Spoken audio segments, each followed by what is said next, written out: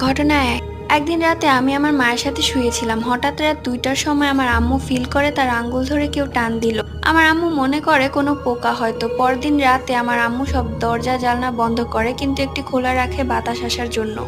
রাত 2টার সময় দেখে কালো রঙের কিছু একটা পর্দার ফাঁক দিয়ে দাঁড়িয়ে আছে। আমার মা ভয় পেয়ে আমার ভাইকে বলে। আমার ভাই বাইরে যেয়ে দেখে সেখানে কেউ নেই। সিসিটিভিতে দেখা যায় সেখানে তো কেউই ছিল না, পর্দা নিজে নিজেই ফাঁকা হয়েছে। এবং ঘটনাটি লিখেছে অন্তরা। ঘটনা 2। একবার আমি 27শে রমজানে আমি রাত জেগে রোজা রাখার জন্য আমি সবার কাছে দোয়া চাই। তারপর আমি একটু রাস্তায় যাই।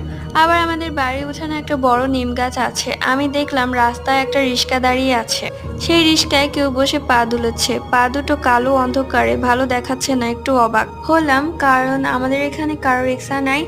তাহলে এই রিক্সাটা কার? এটা ভেবে যেতেই দেখি একটা মেয়ের শরীর, কালো বড় বড় চুল, নখ। আমাকে দেখে একটা